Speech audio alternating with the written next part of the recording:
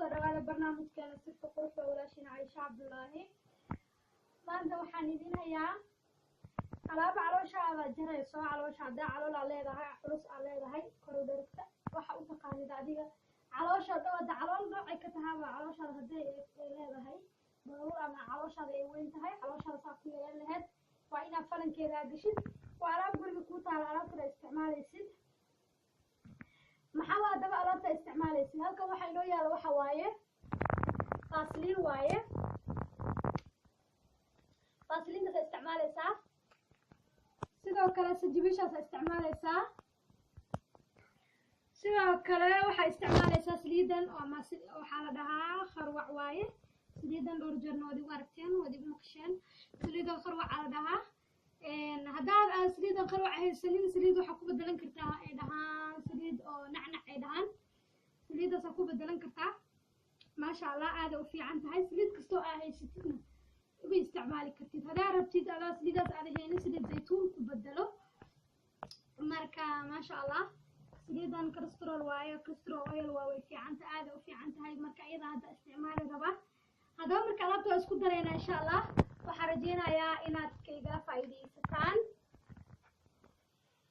halkan waxa inoo yaala waxa waaye hadda hal qaado oo vaseline meeshan aan ku shubay. sidoo kale halkan waxa ku daraya waxa waaye sanjabiishi oo sanjabiil buda ah weeyaan. ayadana hal qaado aan ku daraya.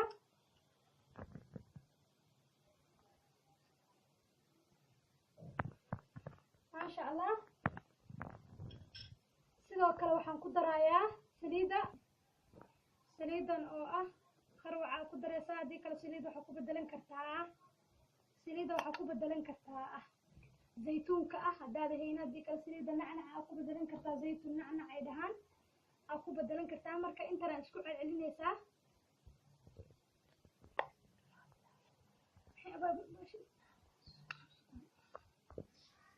waatana saliidii waxaan alaabtii isku daray. maasha Allah caloosha maasha Allah haddaa marisid calooshaada maasha Allah way ku yaraanaysaa.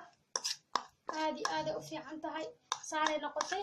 halka waxa inooga jira waxa waaye sanjabiishi iyo waxa waaye iyo saliidii kharwac ahayd. haddaa rabto zaytuun ku bedelan kartaa, waan idin sheegay. marka waxaa samaynaysaa waad marsanaysaa subaxii oo kale. markaa marsatid waxaa qabanaysaa, waxaa ku duubaysaa bacda oo balastiiga ah. markaa ku duubtid bacda balastiiga ah 2 saacadood ayay kugu duubnaanaysaa. markay 2 saacadood ay kugu duubnaato waxaa samaynaysaa biyo qandac dabka saaranaysaa. biyahaas qandaca qabanaysaa, faashada qaadanaysaa ama marbaati ah ama wix adi aa haysatay markaas ama suuf aa qabanaysaa. tartiiba isaga dhaqaysaa, way isaga tirtiraysaa. maasha Allah 3 bar gudahooda calooshaada way ku yaraanaysaa. taas ogow waana wax la hubo, laakiin waa inay sidaa u isticmaashid. subaxii isticmaal, habeenkii isticmaal. isbedel weyn adiga ayaa isku arki doontid. maasha Allah aad u fiican tahay.